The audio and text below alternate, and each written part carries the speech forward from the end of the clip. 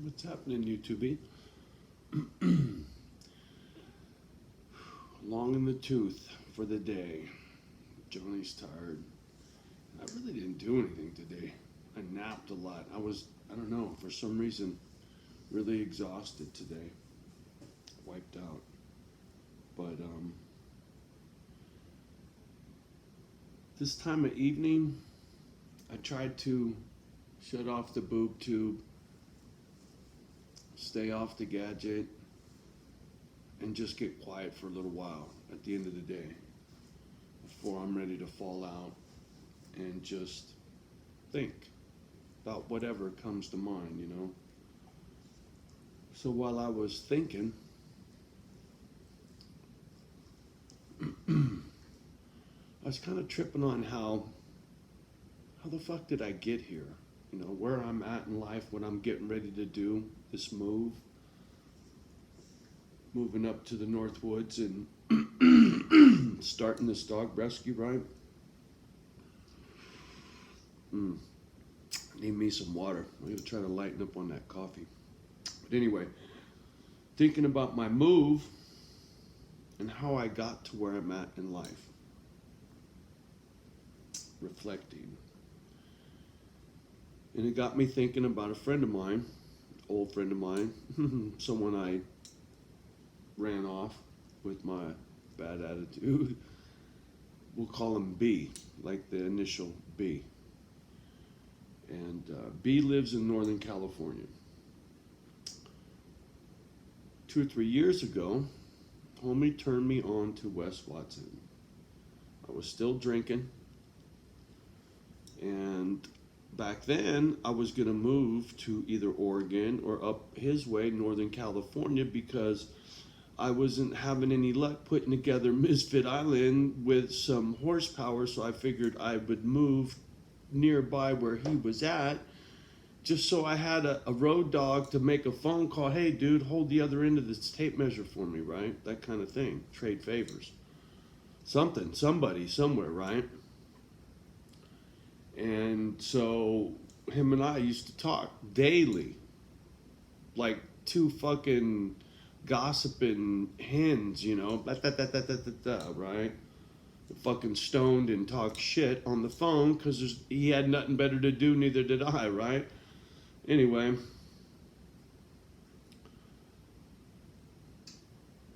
he turned me on to Watson. He's like, dude, you gotta check this guy out. Back then, fucking Watson was sitting on a park bench sleeping on his mama's floor, right? And at first I was like, man, what the fuck? I don't want to come and watch this fucking guy. I don't give a fuck about some convict and what he's got to say. I managed to keep myself out of prison. What the fuck some convict gonna tell me that I don't already know? My brother told me all I needed to know about San Quentin. So, but I watched one. And quickly I realized it wasn't the messenger, it was the message, it was the rap he was talking about. Quit being a pussy. Be a man. Walk, if you're going to talk the talk, you need to walk the walk. And I've been on my ass about getting sober for quite some time because I knew I needed to. I hadn't finished my comp case yet. I was still fighting my comp case. And I hadn't even started fucking with my pension bullshit with the union, right? That was a whole nother attorney and a whole nother mess that came after that, right? But through workman's comp case, tail end of that, through my shit with the union, and through my brother's death and Noah's death and Sonny's death, oh, little Mr. Wes Watson's been along for that fucking shit show the whole way. And I've been following his shit. Some of his shit I don't agree with. Some of his shit I got fussy with. Took homie's program, blah, blah, blah, blah. All that fucking nonsense. And it all started with fucking B going, hey, man, you got to check this dude out, right? And it's funny how the internet works, right? Because Watson was saying he went on some other convict's fucking show, and a bunch of people said, dude, you need to go do your own shit.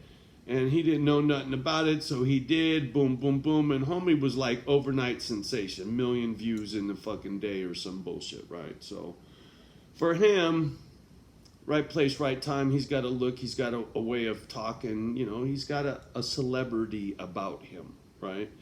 So he can preach all he wants, but not everybody can do what he does because not everybody is who he is, obviously. That's like saying everybody could be Brad Pitt or some shit. Come on now. You know, you can have all of the lip service in the fucking world, but if you don't have a fucking look that motherfuckers want to pay attention to, they're all gonna fucking kick rocks. So, you know, a lot of Watson's success has to do with his appearance. A lot of his appearance obviously has to do with him lifting weights, which is part of his fucking rap, etc., etc., etc., right? That's why it works, because his conviction shows in his physique, right? It's put your money where your mouth is. And with him, he's super, super militant. He's dedicated in every way, shape, and form when it comes to his Bible, right? When it comes to his speak, when it comes to what's in his heart, right? It's like what I say about Joy. I envy her relationship with God and that connection to that book and what that means to her, right? That reverence, that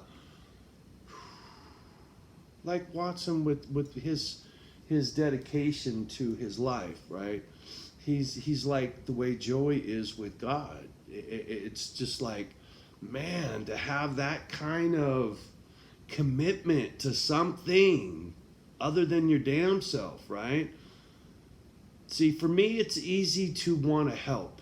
Captain Save-A-Ho my whole fucking life, right? I raised my mom, my brothers. I was the dad, That's who I am on this planet, right? I get that.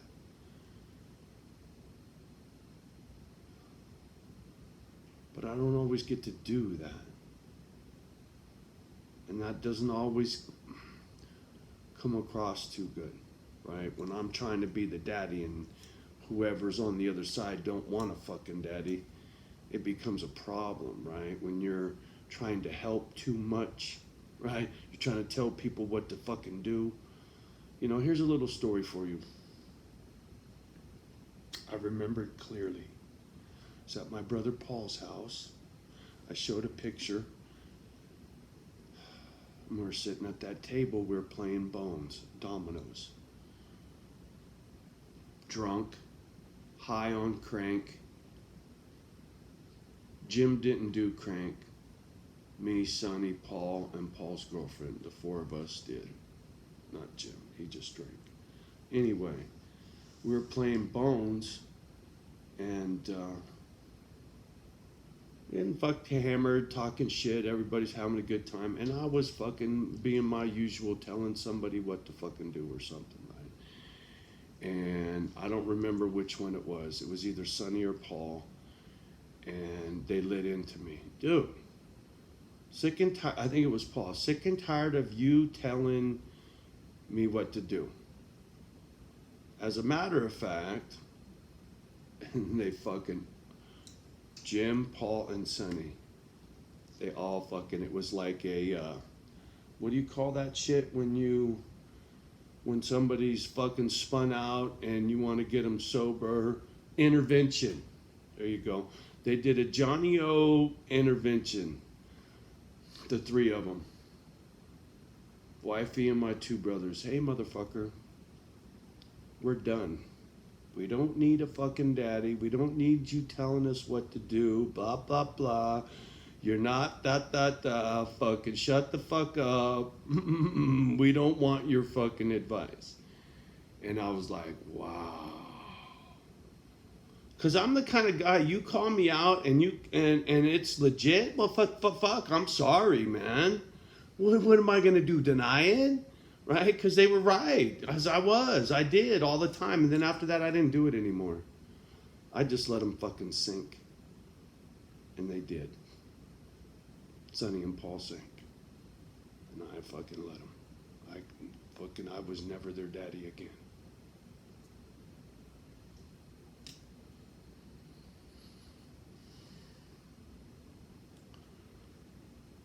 You can't be somebody's daddy. You can't be somebody's big brother, husband, boss, whatever, confidant if they don't want you. They don't want you to do that. They ain't gonna listen. Don't matter what your intentions are. Don't matter if you're trying to be Captain Save-A-Ho and save them from themselves, right? Don't matter. You know, if I could have got Sonny to listen, she'd still be here. She'd have quit drinking, right? She'd be all right. She wouldn't be dead. Paul, I don't know.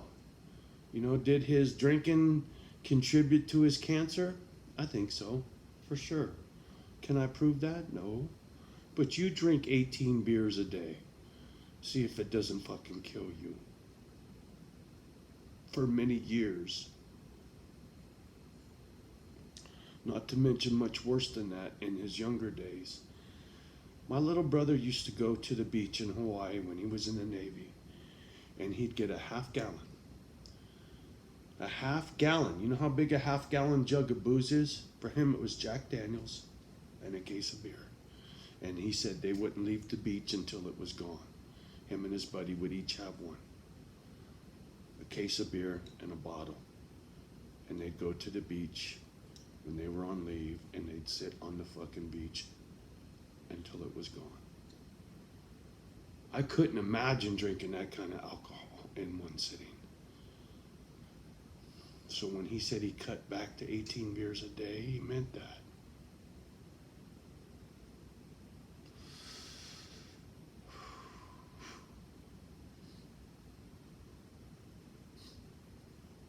They're not here. And I'm still here.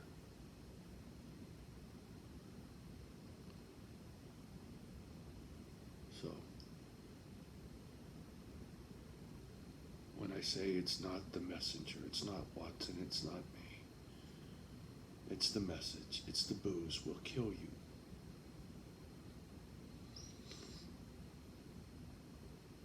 $50 seems to be the age that it'll kill you. So if you've been drinking since your teens and you're in your 50s, you're short for the world, homie. I'm telling you, you're short. You're gonna go soon. That's how that shit goes. You think you're Superman? You think you're gonna live past 50? You're going to get into your 60s, you won't make it.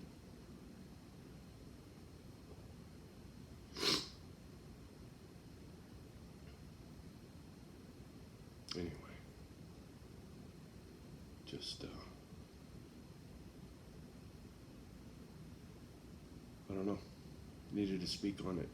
And these things, they take on a life of their own after they get going, right? I got no script. You don't see me checking no notes. Just fucking holding some water, right? Off the cuff. That's why most of these videos suck. And they get no views, right?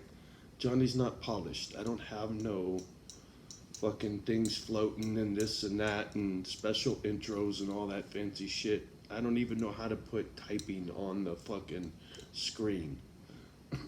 So, anyway. My channel will never grow, you know, much past where it's at. I'm pretty well comfortable with the fact that I know Joy says, Johnny, if you get to 500, it'll really start taking off. Yeah, well, I have a feeling 500 is going to be that unattainable number for me because shit just kind of goes that way. But that's okay because I like where we're at. I do. You know, when I don't get, butt sore, right, over just petty bullshit, right, I like where we're at. I like the size of this channel. I like the people that are here. I enjoy our interaction with each other. We're all trying to help each other out. You know, every once in a while there's some fucking bullshit Klingon asshole that's got to stir the pot, and my narcissist will never go away. You know, he comes and goes and fades in and out. That's just how that's going to have to be. I get it. But irregardless, I like it. I like the way things are. I've settled into life and my role in life, and Misfit Island, it's almost here, and the worst is behind me. And listening to a cat like Watson, learning some shit, and how it got me from where I was at to here, right? And he was just part of it, right? Joy's little prayer poolside that one day kind of cracked the door for the Bible study stuff, and boom, it just another piece to the puzzle, right? To getting my shit together. Quit drinking, right?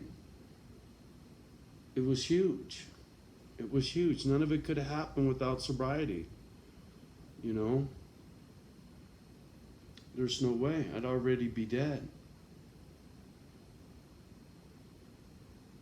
Close to it. I mean, I got some old videos where I was looking pretty bad. You know?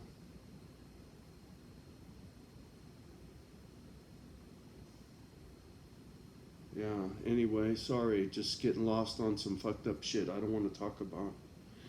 So, I guess it's a good time to get off the gadget. You all have a great evening. Thanks for all the love and support. I mean it. You guys, you make it fun. You do. I love you guys. It's the weirdest shit. You know, here I'm talking to a fucking gadget, then I download, and then I get these little bleep, bleep, bleep, bleep, bleep, bleep. Such a trip, man. It's such a fucking trip. I remember black and white TV. I remember when the phone was mounted on the wall with a long fucking pigtail, right? There was nothing cordless about nothing. Nuh-uh. And there was nothing flat about a TV either. Are you fucking kidding me? I got a TV in Dave's garage, a 37-inch that must weigh 900 fucking pounds, man. Fuck you. A TV tube. Anyway, you youngsters, you got no clue, right? 20, what the fuck do I got? 18 to 25 is my whatevers out there watching, you guys? No. 25 to 35 is my demographic. Sorry, not 18. 25 to 35. I don't know. Anyway, it doesn't matter. I'm just grateful that anybody watches. All right, y'all. Have a great evening. Peace.